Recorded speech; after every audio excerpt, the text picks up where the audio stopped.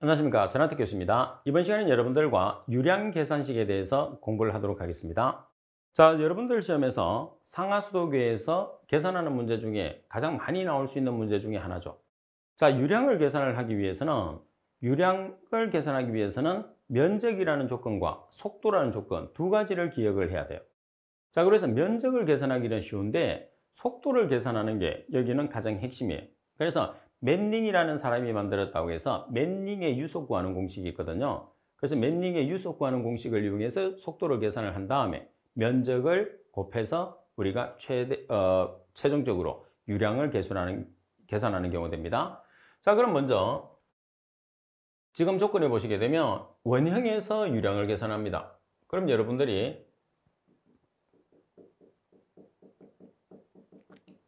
자, 원형이라고 하면 직경이 존재를 하는 거예요. 그죠? 따라서 면적을 계산했을 때 직경이 존재하기 때문에 4분의 파이 d의 제곱으로 계산을 하는 거죠. 자, 그리고 맨닝식에 의해서 유속 구하는 시간, 반드시 여러분들이 암기를 해줘야 돼요. 이거는 주어지지 않습니다. 자, n분의 1 곱하기 r의 3분의 2성 곱하기 i의 2분의 1성으로 나타내요. 그럼 여기서 n이라는 것은 뭐냐면 조도계수, 그리고 r이라는 것은 경심, 그리고 i라는 것은 우리가 기울기를 뜻하는 거예요. 기울기. 그러면 여기서 가장 먼저 여러분들이 계산을 해야 되는 게 뭐냐면 경심이죠. 경심. 따라서 경심 r이라는 것은 여러분들은 공정시험법에서 우리가 계산을 해봤기 때문에 다 아실 거예요. 면적에서 윤변의 길이를 나눠줘요. 그럼 면적이라는 것은 직경이 나와 있을 때 면적은 어떻게 계산했어요? 4분의 파이 d의 제곱이죠. 반면에 윤변의 길이라는 게 뭐예요?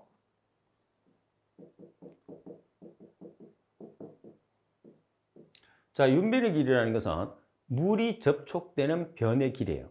그럼 원형에서는 망관의 형태로 가기 때문에 물이 접촉되는 변의 길이. 그럼 이게 뭐가 되는 거죠? 원의 둘레가 되는 거예요. 그죠? 자, 원의 둘레를 우리가 뭐라고 하죠? 원주 길이라고 하죠. 어떻게 계산해요? 파이 곱하기 d. 자, 이렇게 계산하죠. 그래서 여러분들이 윤변의 길이는 파이 d. 따라서 식을 정리를 하게 되면 4분의 d의 미터가 되는 거죠. 그래서 여러분들이 원형 조건에서 경심R은 4분의 d라는 것을 바로 암기를 해주면 문제를 푸는 게 도움이 많이 되죠. 자, 그리고 i라는 것은 기울기입니다. 그래서 예를 들어서 퍼센트로 주면 100분율이니까 100분의 1. 그리고 퍼밀은 1000분율이죠. 퍼밀로 주어지게 되면 1000분의 1 이렇게 대입을 하면 된다는 거죠. 따라서 유량을 계산했을 때는 원형에서는 면적이라는 4분의 파이 d의 제곱 곱하기 맨닝식에 의해서 구하는 유속을 여러분들이 곱해 주시게 되면 우리가 계산하는 유량이 산출된다. 그럼 유속을 맨닝 공식에 의해서 유속을 구한다는 것을 우리가 어떻게 기억을 하느냐? 그거는 걱정할 필요 없어요. 문제 조건에서 맨닝 공식을 이용을 하라고 반드시 단서가 주어집니다.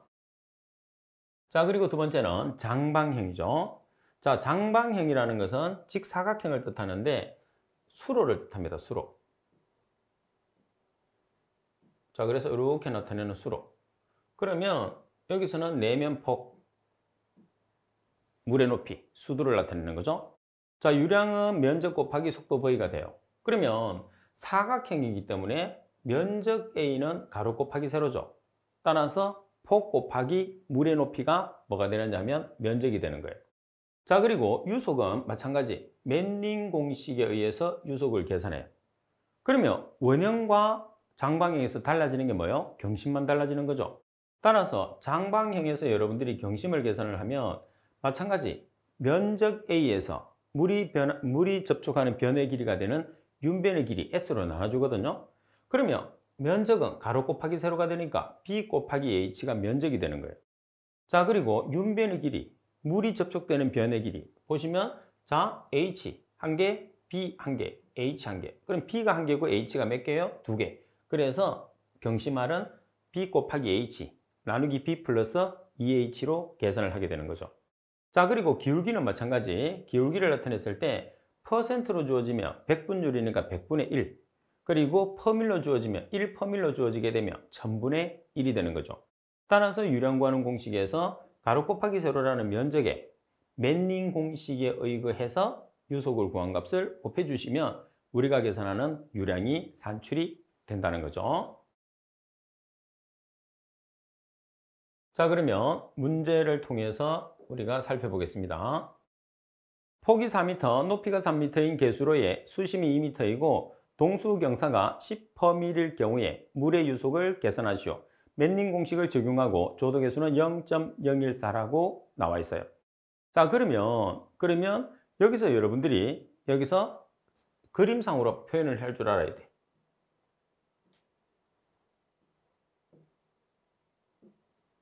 자, 여기 B값 그리고 H값. 자, 이렇게 표현하면 자, B라는 내면 폭이 4m입니다.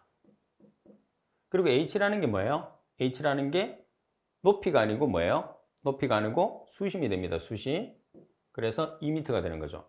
자, 그리고 퍼밀로 나와 있어요. 그러면 기울기 I는 1000분율이니까 1000분의 10이 되는 거죠. 자, 그래서 여러분들이 이제 계산을 해보시면 돼요. 자, 어떻게 하느냐면 자, 먼저 면적은 여기서 속도를 계산하라고 그랬으니까 맨닝 공식에 의한 속도는 n분의 1 곱하기 r이라는 경심의 3분의 2성 곱하기 i라는 기울기의 2분의 1성이에요. 그러면 경심을 계산을 해야 되겠네, 그죠? 그래서 경심이라는 것은 면적, 가로 곱하기 세로, 윤변의 길이, 물이 접촉되는 변의 길이, B 플러스 EH. 그래서 B 자리에 4m, H 자리에 2m를 대입하게 되면 경심은 1m가 나와요. 자, 그리고 기울기는 퍼밀로 나와 있으니까 10퍼밀을 1000분의 10으로 표현할 수 있죠. 따라서 조도 개수가 0.014, 그리고 경심이 1m가 되니까 1m의 3분의 2성, 기울기는 1000분의 10이라고 그랬어요. 2분의 1성. 따라서 계산하시면 7.14 m/s라는 값이 나오죠. 그래서 시간 단위를 분으로 고치든 아우로 고치든 데이로 고치든 그 값은 지금 계산된 값에서 원하는 단위로 바꿔주면 됩니다. 자, 반면에 43번 문제를 보시게 되면 상수관에서 조도계수가 0.014, 동수경사가 100분의 1이고 관경이 400mm일 때 이 관노의 유량을 계산하시오. 망관을 기준하고, 망관이라는 것은 관 자체에 물이 가득 차서 흘러가는 걸 뜻합니다. 맨닝 공식에 의한다고 그랬어요. 그러면 원형 조건이 되니까 자, 이렇게 원이 있어요. 자, 이 조건에서 지금 직경비가 얼마로 주어졌느냐 하면 400mm. 그럼 400mm라는 것은 0.4m예요. 그죠? 자, 따라서 면적을 계산을 하는데 면적이라는 것은 4분의 파이 d의 제곱. 따라서 d에 0.4m를 대입해서 제곱을 취하게 되면 0.12566 제곱미터가 나왔어요. 그 다음에 유속을 계산해야 되겠죠? 맨닝식의 유속은 n분의 1, n은 조도계수예요. r이라는 경심의 3분의 2성, i라는 기울기의 2분의 1성을 취해 주시면 돼요. 그러면 경심을 계산을 하는데 이제 여러분들이 원형에서는 경심을 계산을 해봤단 말이에요. 그러니까 계속 이렇게 계산하지 말고 바로 4분의 d가 원형에서 경심이라는 것을 기억하고 계시면 돼요. 그럼 d 자리에 얼마를 대입하는 거죠? 0.4m. 그러면 0.1m가 나오죠. 자, 그리고 동수경사가 지금 i라는 동수경사가 100분의 1이라고 주어졌어요. 그러면 유속 구하는 공식에 조도계수는 0.014, 경심 계산했죠? 0.1m, 그리고 조도계수 100분의 1 따라서 계산하시면 이렇게 1.539m/s가 나왔어요. 그러면 면적 계산을 했고 속도를 계산했으니까 이 두 개를 어떻게 하면 돼요? 곱하면 돼요. 곱해서 시간이 변하면 정답에서 원하는 시간 단위로 바꿔주면 되는 거죠. 지금은 단위가 동일하기 때문에 면적의 속도를 곱해서 바로 값을 내면 0.19 m의 3성/s라는 값이 나오게 되는 거죠. 자, 그리고 두 번째 챕터 2에 보면 하수도 계획입니다. 자, 첫 번째 보시면 하수도 시설의 목적이 있어요. 왜 하수도 시설을 하느냐? 첫 번째 보면 하수의 배제, 그리고 이에 따른 생활 환경을 개선하는 목적, 그리고 침수를 방지하는 목적, 그리고 공공수역의 수질을 보존하는 목적이 하수시설의 목적이다. 이렇게 보시면 됩니다. 자, 문제 1번. 하수도 시설의 목적과 가장 거리가 먼 것은 하수도 시설의 목적. 가번이 지속 발전 가능한 물 순환 구조 구축, 그리고 침수 방지, 공공수역의 수질 보전, 하수의 배제와 이에 따른 생활 환경의 개선. 자, 뭐가 틀렸어요? 가번은 하수도 시설의 목적하고는 관계가 없습니다. 자, 그리고 여러분들 두 번째 보시게 되면 하수도의 기본계획 수립 시에 포함되어야 되는 사항이 있어요. 자, 어떤 내용이 포함되어야 되느냐면 침수 방지 계획을 우리가 세워야 됩니다. 자, 그 다음에 설러지 처리하고 자원화 계획, 그리고 물 관리 및 재이용, 물 관리와 재이용, 그리고 수질 보존의 계획 등이 우리가 기본 계획에 포함되어야 되는 거죠. 자, 이 내용은 참고적으로 알고 계시면 됩니다. 자, 세 번째 보시면 하수도의 기본 계획입니다. 자, 하수도의 기본 계획은 상당히 중요해요. 그죠? 자, 목표 연도, 기본 계획의 목표 연도가 몇 년이라고 했어요? 20년. 자, 그러면 하수도의 기본 계획을 알면 당연히 여러분들은 뭐의 기본 계획을 또 알아야 되죠? 상수의 기본 계획을 알아야 되는 게 필수예요. 자, 그럼 바로 아래쪽에 보면 상수도 시설의 계획 목표 연도, 상수도는 몇 년을 기준하죠? 15에서 20년. 그래서 하수도는 20년, 상수도는 15에서 20년. 반드시 기억해야 됩니다. 아주 시험에 잘 나오죠. 그래서 이런 문제들은 틀리면 안 돼요. 그냥 그저 점수를 주기 위해서 내는 건데도 틀린다는 것은 내가 자격증 합격에 별로 관심이 없다는 거죠. 그래서 맞출 수 있는 거는 확실하게 맞추고 들어가야 됩니다. 자, 그리고 두 번째, 하수의 배제 방식은 지역의 특성이나 방류 수역의 여건 등을 고려해서 정하면 돼요. 그 다음 도구의 위치 및 구조는 방류 수역의 수질 및 수량에 미치는 영향을 종합적으로 고려해서 결정을 하고, 그 다음에 하수 처리 구역 내에서 발생되는 수세 분뇨는 관거 정비를 고려해서 하수 관거에 투입하는 것이 원칙입니다. 자, 하수 처리 구역 내에서 발생하는 수세 분뇨가 있어요. 자, 이 경우에서는 관거 정비 사항을 고려해서 하수 관내에 투입을 해서 처리를 하는 것을 원칙으로 합니다. 그럼 시험에서 틀린 설명으로 찾으시오 이렇게 문제가 나오면 하수 관거에 투입하면 안 된다 이렇게 나오죠. 자, 이 조건에서는 하수 관거에 투입을 해서 처리하는 것을 원칙으로 한다. 같이 꼭 기억을 할 수 있도록 하십시오. 오답이 나오게 되면 상당히 여러분들이 답을 찾기가 곤란한, 헷갈리는 문제가 됩니다.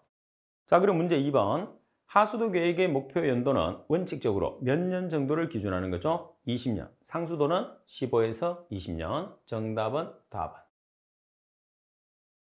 자, 그리고 자, 네 번째 보시게 되면 하수도 계획의 자료 조사를 위해서 계획 대상 지역에 자연적인 조건이 있어요. 먼저 지역 및 지질을 조사하고자 했을 때 조사사항, 기상 조건을 조사하고자 했을 때 조사사항, 하천의 흐름 상태를 조사하고자 했을 때의 조사사항들이 있는데, 자, 이 내용들은 여러분들 시험하고는 무관한 내용입니다. 그래서 크게 여러분들이 신경을 안 쓰셔도 됩니다. 이 부분은 그냥 패스를 하셔도 됩니다. 자, 그럼 이제 패스를 했으니까 또 우리가 공부를 해야 돼요. 그죠? 자, 다섯 번째. 하수도 관거 계획 시에 고려사항들이 여러 가지가 나와 있죠. 하수도 관거 계획 시의 고려사항. 이 내용은 상당히 중요한 내용이에요. 그래서 하나씩 살펴보면서 여러분들이 반드시 숙지를 해야 됩니다. 자, 오수관거는 오수라는 것은 뭐예요? 우수와 오수는 다릅니다. 오수는 가정하수를 오수라고 합니다. 따라서 오수관거는 계획시간 최대 오수량을 기준으로 해요. 계획시간 최대 오수량을 기준을 한다는 거, 자, 먼저 기억을 하세요. 자, 오수관거는 계획시간 최대 오수량을 기준하고, 자, 그리고 오수관거와 우수관거를 교차를 해야 돼, 반드시. 그럼 교차해서 역사이펀을 피할 수가 없는 경우에서는 오수관거를 역사이펀으로 하는 것이 좋다고 그랬어요. 그러면 우리가 보통 보면 두 개의 관이 지나가게 되면 하나는 수질이 좋을 거고 그 두 개 중에 하나는 나쁠 거잖아요. 그러면 좋은 것이 위쪽으로 가고 나쁜 것이 아래쪽으로 가야 됩니다. 왜 그러냐면 관거라는 것은 누수가 일어나게 돼요. 누수가 일어나면 위에서 새는 물 자체가 아래쪽의 관에 들어가게 됩니다. 그래서 아래쪽에 들어가게 만드는 관을 우리가 뭐라고 그랬냐면 역사이펀이라고 그래요. 그래서 지금 여러분들이 오수하고 우수를 보게 되면 수질이 어떤 게 나빠지는 거죠? 수질이 우수보다는 오수가 나쁘죠. 그래서 역사이펀으로 아래쪽으로 들어가는 것은 뭐냐면 우수관거가 역사이펀으로 들어가는 게 아니라 오수관거가 역사이펀으로 들어간다. 이렇게 보시면 됩니다. 따라서 두 개를 교차해서 역사이펀을 피할 수 없는 경우에서는 물의 수질이 그나마 떨어지는 오수관거를 역사이펀으로 하는 것이 좋다. 그런 뜻이에요. 하여튼 역사회phân으로 들어가는 과는 두 개의 수질 중에서 수질이 떨어지는 것을 이야기한다고 생각하시면 됩니다. 자, 그 다음 분류식과 함유식이 공존하는 경우에서는 원칙적으로 양지역의 관계는 분리해서 계획을 합니다. 자, 분류식과 함유식으로 구별했을 때는 분류식이라는 것은 뭐냐면 오수와 우수를 분류하는 거예요. 그래서 오수는 오수끼리, 그 다음에 우수는 우수끼리. 반면에 함유식이라는 것은 오수와 우수를 같이 처리하는 것을 함유식이라고 이야기하죠. 요즘은 대부분이 분류식으로 지금 바꾸고 있는 추세입니다. 자, 그리고 관건은 원칙적으로 암거로하고 수밀한 구조로 해야 됩니다. 그래서 물이 새지 않는 구조를 하면서 땅 속으로 지나가게끔 암거로 하는 게 중요한 거죠. 그리고 함유 관거는 오수 관거보다 최소 유속을 크게 합니다. 자, 여기서 함유 관거와 오수 관거의 차이가 뭐냐면 배관의 차이예요. 자, 오수 관거 한 개만 우리가 이용하는 경우하고 함유는 오수관과 우수관을 같이 하는 거죠. 그럼 관이 커요. 관이 크기 때문에 유속이 느려지게 되면 어떻게 돼요? 찌꺼기가 가라앉을 우려가 있어요. 그래서 관이 크다는 소리는 유속을 크게 해야 된다는 소리하고 동일해요. 그래서 함유 관거는 오수 관거보다 최소 유속을 크게 해야 되나요? 작게 해야 되나요? 크게. 그래서 주의를 해야 됩니다. 관이 크기 때문에 속도가 느려지게 되면 찌꺼기가 가라앉게 돼요. 그에 가는 점이 형비성이 되고 냄새가 되고 부식성 물질이 발생하거든요. 그래서 찌꺼기가 가라앉는 것을 방지하기 위해서 최소 유속을 조금 더 크게 한다 이렇게 생각하시면 됩니다. 그리고 계획 하수량은 계획 시간 최대 오수량으로 합니다. 자, 계획 하수량은 계획 시간 최대 오수량. 그래서 계획 시간 최대 오수량을 계획 하수량으로. 그 다음 오수 관거의 유속은 계획 시간 최대 오수량에 대해서 자, 이거 보세요. 오수 관거의 유속은 계획 시간 최대 오수량에 대해서 자, 최소 속도가 0.6m/s. 자, 그리고 최대 3.0m/s를 합니다. 자, 그리고 우수 관거와 함유 관거입니다. 자, 우수 관거와 함유 관거는 관이 크죠. 자, 그래서 계획 우수량에 대해서 최소 0.8m/s. 그래서 관이 크니까 속도가 그나마 최소가 빠른 거죠. 자, 그 다음에 최대 3.0m/s. 꼭 기억을 해야 돼요. 자, 이거 여러분들 지금 보면 최대 유속이 3.0m/s로 동일하죠. 이거 어디서 봤어요? 어디서 봤을 텐데. 그리고 제가 한 번 더 설명을 해줬죠. 이 내용을. 그래서 도수관거에서 했어요. 도수관거. 그래서 도수관거를 공부를 하면서 이 내용을 했단 말이에요. 그죠? 자, 그리고 아래쪽의 내용에 보면 지금 문제 3번 아래쪽에 표를 정리를 해놨어요. 그래서 이 표를 반드시 숙지를 해야 돼요. 여기 있는 내용들을 정리를 해 놓은 거죠. 그래서 지금 전체적으로 설명된 것 중에서 가장 중요한 게 7번이에요. 왜? 시험에서 가장 많이 나오니까. 그래서 큰 관일수록 최소 유속을 크게 합니다. 최대 유속은 3m/s로 동일하기 때문에. 자, 그래서 여러분들 여기 보시면 오수관거는 최소 0.6, 최대 3.0. 그리고 우수와 함유는 최소 0.8, 최대 3.0이라는 것을 반드시 기억을 해 주셔야 돼요. 시험상에서 상당히 자주 나옵니다. 정리를 안 해놓으면 여러분들 너무 많이 헷갈려요. 그래서 정리를 잘 해놓으세요. 자, 문제 3번을 보도록 하겠습니다.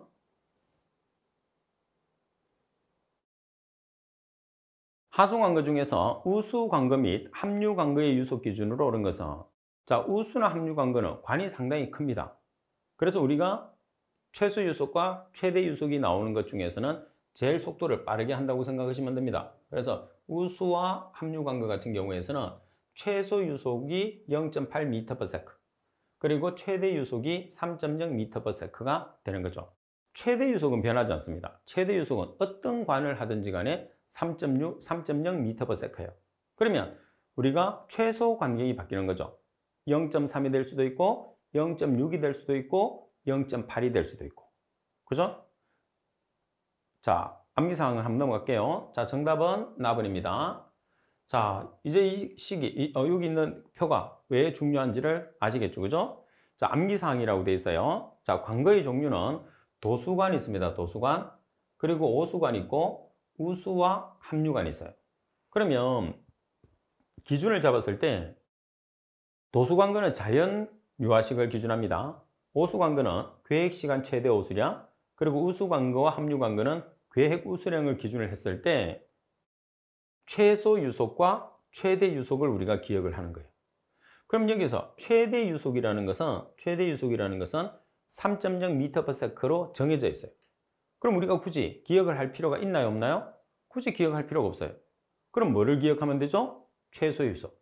자, 따라서 최소 유속을 보시면 도수관거 같은 경우에서는 0.3, 그리고 오수관거는 0.6, 그리고 우수관거와 함유관거는 관이 크기 때문에 속도를 좀 빠르게 0.8. 그러면 속도에 대해서는 여러분들 관거에 대한 속도는 이 내용이 끝. 그럼 어때요? 시험 문제를 확실하게 맞출 수 있죠. 그래서 개개인별로 나오는 것마다 여러분들이 암기를 하려고 하면 너무 헷갈려요. 그래서 제가 정리를 해뒀어요. 이 내용 꼭 정리를 할 수 있도록 하십시오. 할 수 있겠죠? 그럼요. 이걸 못하면 어떻게 하겠어요? 그죠? 자, 도수관거는 0.3 최소가, 오수관거는 0.6, 그리고 우수와 함유관거는 0.8, 그리고 최대 유속은 모든 관에서 3.0m/s. 자, 그리고 최소 관경에 관계되는 문제입니다. 자, 최소 관경이 있는데 최소 관경과 뭐가 있느냐 하면 최소 관경 표준이라는 게 있어요. 자, 여기 보시면 오수 관거는 최소 관경이 250mm예요. 그런데 오수 관거의 최소 관경의 표준이다 하니까 얼마가 됐어요? 200mm. 그래서 여기서 최소 관경, 오수 관거인데 최소 관경의 표준이라는 말이 나오게 되면 최소 관경에서 얼마를 빼주느냐 하면 50을 빼주면 돼요. 그래서 오수 관거가 250mm인데 최소라는 말이 들어가게 되면 250에서 50을 빼면 얼마가 되는 거죠? 200mm. 이렇게 계산하시면 됩니다. 그래서 표준이 있나 없나를 반드시 확인해야 돼요. 문제에 있을 수도 있고 보기 중에 있을 수도 있어요. 문제에는 표준이 없었는데 보기 중에 표준이 있다. 그래도 50을 빼줘야 돼요. 그래서 학생들이 헷갈려요. 문제 중에서는 표준이 없어서 자, 오수 관거의 최소 관경을 찾으시오. 이렇게 문제가 나왔어요. 그래서 250을 체크했는데 정답을 보니까 200이 돼 있는 거예요. 근데 보기를 보니까 보기에 최소 관경이라고 나와 있네. 그래서 내가 그럼 틀리면 안 돼요. 표준이라는 말이 나와 있으면 무조건 최소 관경에서 50mm를 빼주셔야 됩니다.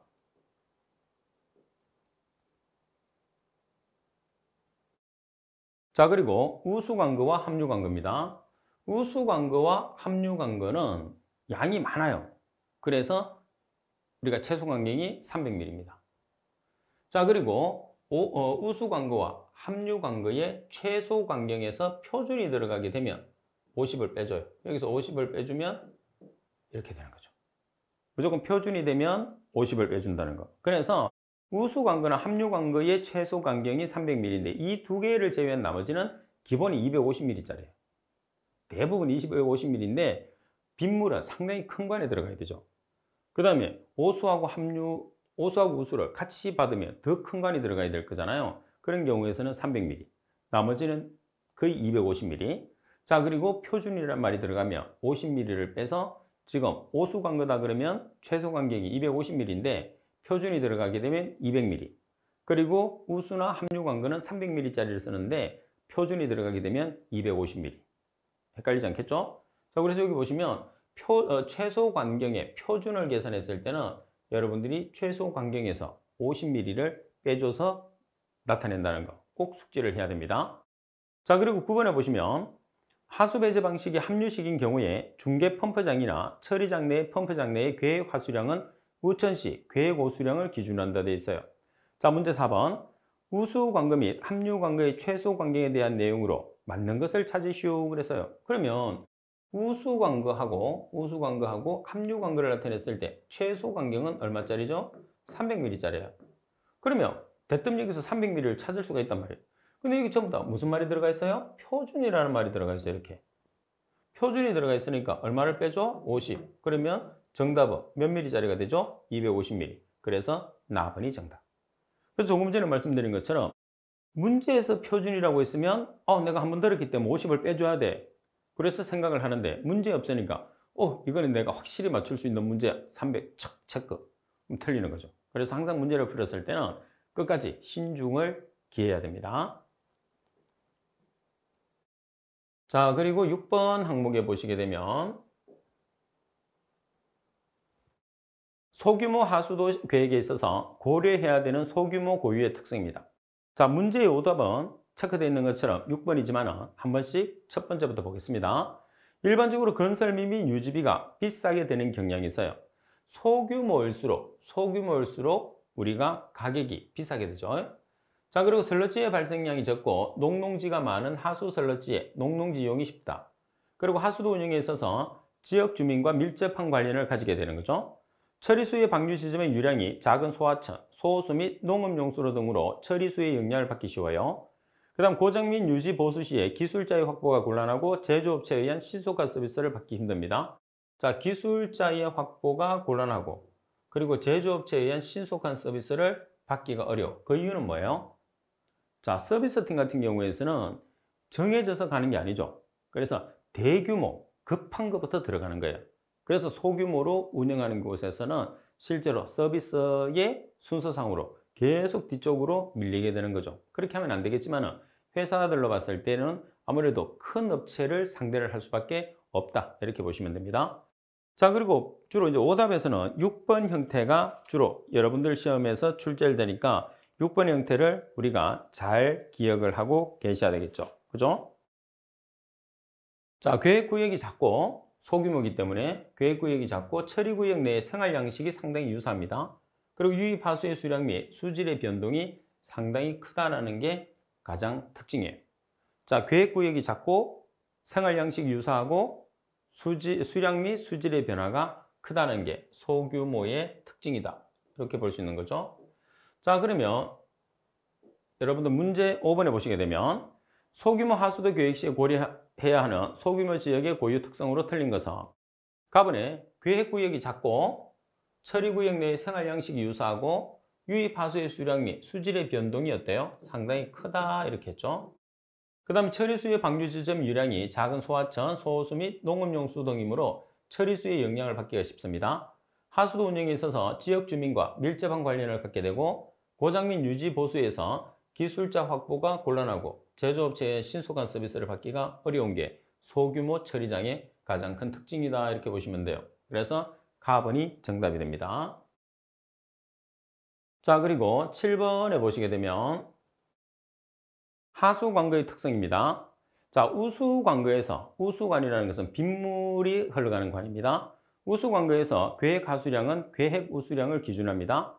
그 다음 합류관거에서 계획 하수량은 계획 시간 최대 우수량의 계획 우수량을 합한 것으로 하고 그 다음 차직관거에서 계획 하수량은 우천시 계획 우수량으로 합니다. 자, 그 다음에 지역 실정에 따라서 계획 하수량에 여유를 둘 수 있고 자, 그리고 하수 2차 처리 시설 계획 하수량의 표준은 계획 1일 최대 우수량을 기준을 한다는 말이 있어요.